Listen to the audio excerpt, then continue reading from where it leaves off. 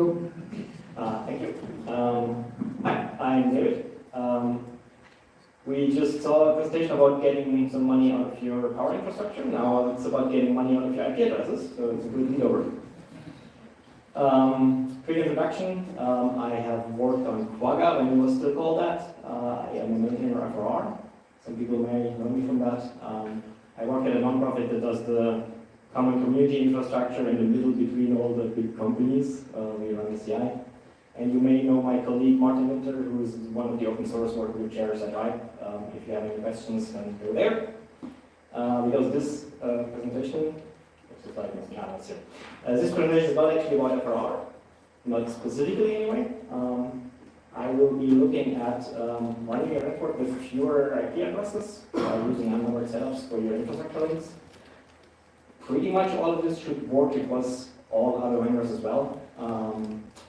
If in some case you may need to update your software from your vendor to get support for all of this, but I think everyone should already be on some version that supports this because this is not new at all. If you test this, and you should test this, the thing to test is if you have multipath setups, because those are what tends to break.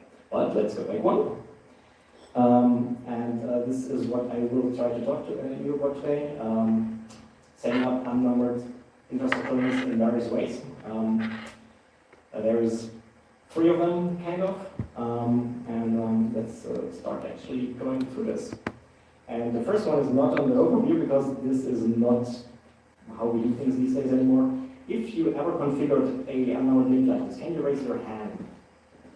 1, 2, 3, 4. Okay.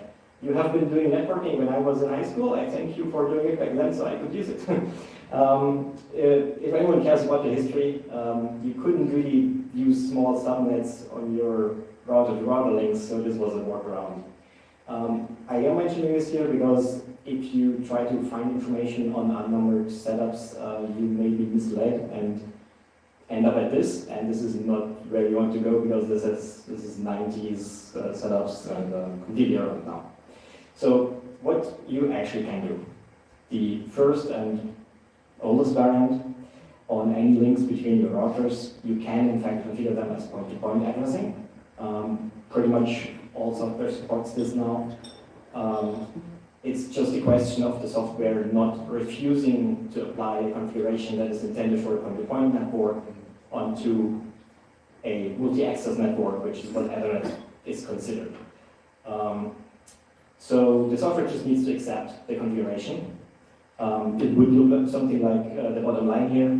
You have your whatever standard address setup with a separate syntax for point-to-point addressing. You give your own IP address, which I should point out is the same address as you have on loopback on the router. And you explicitly give the address of the one other router on the other end of the link, which also means that you can only do this if you have 2 routers on your link. And this will in fact work. It does have some advantages and disadvantages. I already said this should work on pretty much all of your routers. Obviously, you are listing the address of the other router in your local router configuration, which, well, if that link actually goes down, the router OS, depending on what exactly it does, will not remove the route to the IP address you configured for the other router, which means that the router itself may become unreachable because the router thinks it's still there. So the address you configured here as peer to .56, the peer configuration itself creates this route always, regardless of whatever else is going on. And yeah, that's not something you want, aside from the fact that it's listing the other router's address.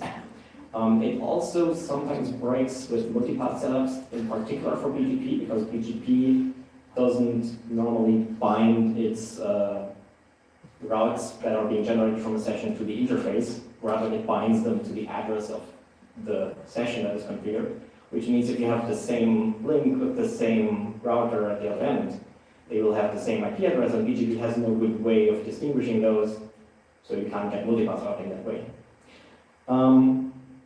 I should also point out, and there's going to be another warning later down in the presentation, If you're using 31 subnets, those are very much not the same thing as a point-to-point setup. As you can see on the packet capture here, OSPF considers those an entirely different thing, and the one has a network mask of all zeros, the other one has a network mask that is actually 31, and your OSPF adjacency will simply not come up. It uses 2 IP addresses, but that's all that those 2 setups have in common. So people looked at this, and well, I mentioned the shortcomings from before. So workarounds or other configuration options came about, which is to somehow configure the same kind of thing, but without listing the address of the peer in your configuration. How this looks depends on what actual vendor you're using for your routers. In some of them, you just list the same address as you already have on loopback on your router-to-router connections. Some other ones have explicit options to put the link into an unnumbered mode. The bottom one here on the slide is not actually something you can do in FRR, because FRR only does the explicit configuring the address. But yeah, check your vendor's documentation on how they want you to do this. It does actually behave the same way as configuring a point-to-point network.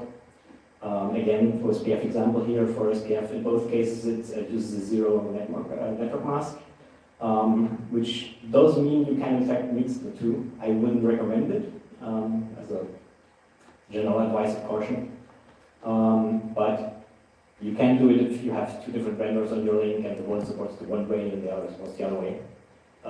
Again, you probably want to test this, and again, you probably want to test this with multipath setups if you use multipath setups. Yeah, so this has removed the peer's IP before from your config. It has also removed the problem of creating this broken route by the peer segment, so that if your link to the other router becomes unavailable, you can reroute through whatever your dynamic routing protocol decides to take for a path. The downside is, because you don't know the peer's IP address anymore, you have nothing to configure the BGP session with. And BGP doesn't have any auto discovery, which we are going to head into now. I've been talking about OSPF so far. I think no one expected any of this to be a problem with ISIS, I hope. Because, quick question, who runs ISIS? Yes. Okay, I think you will agree that in general it is very robust, and anything that works in OSPF will support in ISIS. With BGP, yeah, you simply can't express the configuration. This is the problem in this case. You have no way to get it going. So people looked at this, and this is where things start to get actually interesting. Out of really the data center world and trying to connect VMs to their hypervisors, they looked at this and they decided, okay, let's just use IPv6 next stops for IPv4 routes, which sounds weird in the first moment, but the only function of the IPv6 address you have here is that you need to do neighbor discovery to get a MAC address. And when you have a MAC address, that's all the router needs to send packets. It looks very weird, but that doesn't prevent it from working. However, it's not complete. Actually, I'm going to jump ahead. This is just a quick view of the routing table. Lots of IPv4 addresses, and then the next one is suddenly a local address. It is funky if you haven't seen it before. This doesn't solve all of the problems. It's also problems of how do you express your next stop. In general, you also want some kind of auto discovery, especially if it's a data center setup. People invented this in separate ways for each vendor, which is very unfortunate because they sometimes don't interop. FRR, for example, sends router advertisements and receives router advertisements and then configures the BGP session. Other vendors do the same thing, but with neighbor discovery for IPv6. Other vendors again do LLDP. And if you've thought about using IPv6 next stops breaking things, there is a relative, well, big, depending on how you ask, problem in that your BGP session can stay alive even if your IPv4 is somehow broken, i.e. if you have some switch in the middle that has an ACL or something that is malformed or misconfigured or broken, you may end up in a situation where BGP is still running, the session is up, everything looks good, but traffic is not flowing because IPv4 is broken, but IPv6 is okay, and you don't notice that. Which is why this slide says use BFT if possible. Specifically BFT for IPv4, because otherwise, again, it's not helpful. In theory, this also allows you to run a router that has no IPv4 address at all, which is not a good idea. You do need IPv4 at the very least to send error messages. XMP, TTL exceeded, and MTU is MTU discovery. But at some point, the pressure may take it this way. This is what the config looks like on FRR, for example. Pretty much all vendors will want you to flick some switch to enable this feature. So this is actually a capability that is negotiated between the two BGP speakers. Regarding platform support, it is pretty common these days. It does come from data center setups, so that is where it will be the most available if you look across various vendors. However, the RFC is, I think, from 2008 or something, so there has been a lot of time for other vendors to go and put this into different platforms. There are caveats. I have seen vendors that only support this with linked local addresses in your BGP session. That said, that is what you should be doing anyway. I hope no one here is removing all the linked local addresses from the network. If you are, I'm not going to ask you to raise your hand, but I am asking you to please stop doing that. You need linked local addresses, and you want to use linked local addresses for this, because that's how the implementation is written, and this is a one-hop setup anyway, so the linked local address is exactly what you want. I showed you the routing table already. It's weird if you don't know what is going on, but otherwise it just works. This is our live screenshot from our CI system for FRR. And as you may have gotten from the fact that I've mentioned data center several times now, the setup was designed for people running hypervisors, talking PGP to the VMs. And it is a very good way to route individual 32s, which with VM mobility you generally want. It's used in telco networks.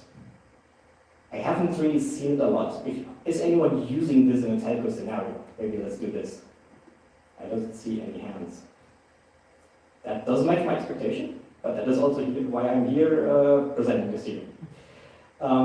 There's also the Eurex working group that is looking at using this for exchange points. In that case, if everyone on the exchange supports this, you wouldn't need any IPv4 network anymore for the exchange itself. You would simply be using the linked local addresses to establish your sessions. However, no one knows how this works with the route servers yet. Maybe it just works, maybe it doesn't. This is definitely something that needs to be tested. Which is what the working group is about. So, yeah. Let's do a quick summary here. These different ways kind of vary against what protocol you actually want to run it with. Yeah, I think it's kind of self-explanatory. I should maybe explain the SIS thing. For SIS, this is not defined behavior, but there's nothing that prevents it from working. So, yeah, there's maybe this needs someone to go to the ITF and write a draft about it and actually just write down, yeah, this is something that should just work, and it might actually just work, and yeah. So now the actual relevant part of the talk. What problems will you have with this?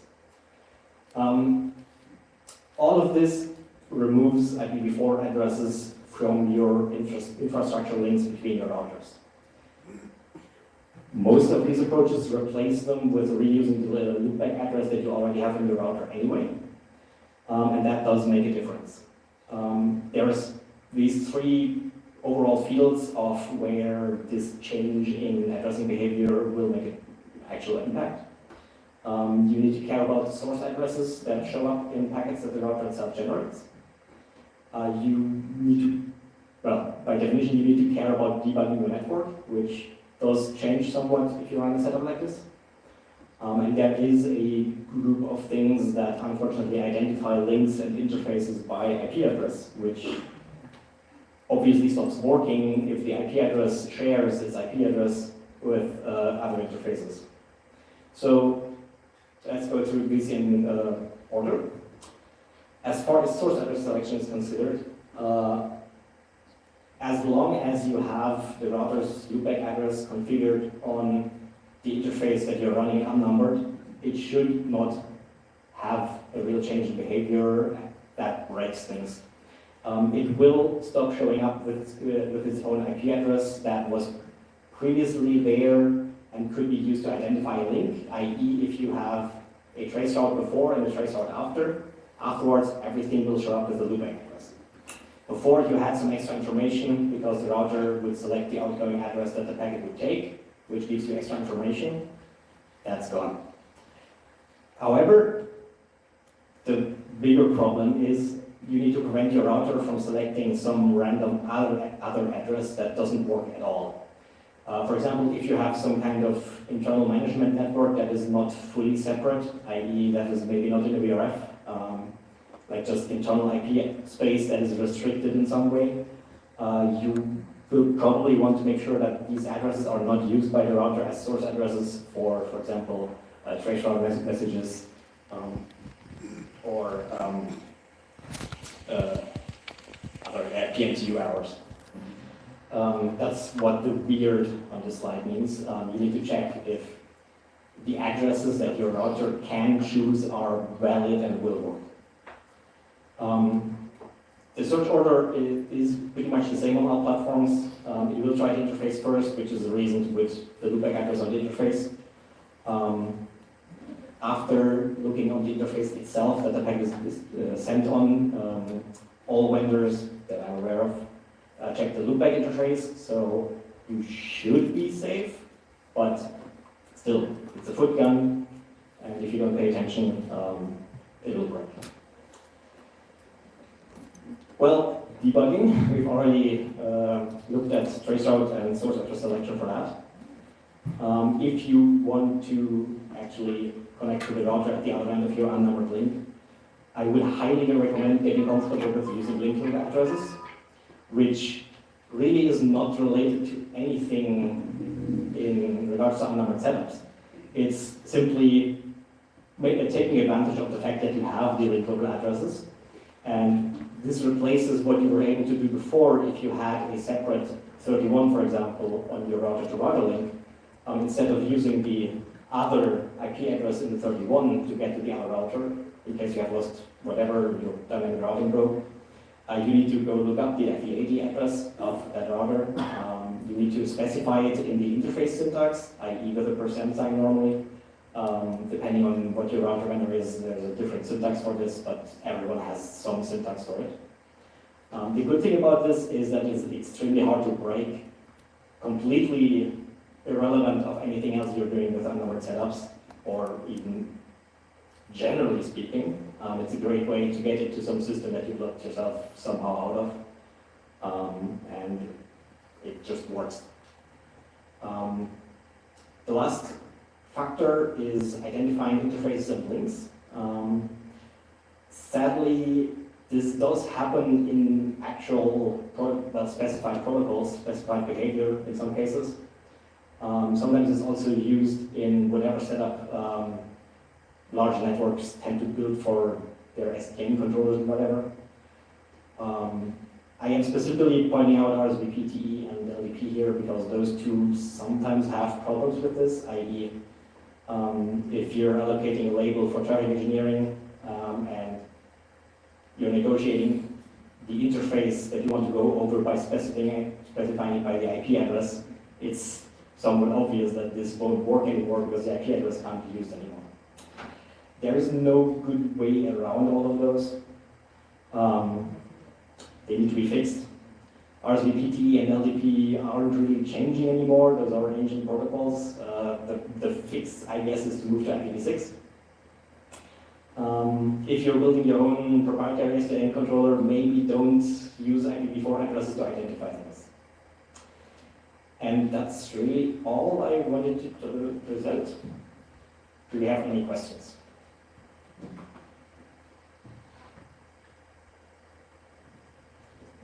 David will be here all night, so you can ask the questions later as well. Give it what they can.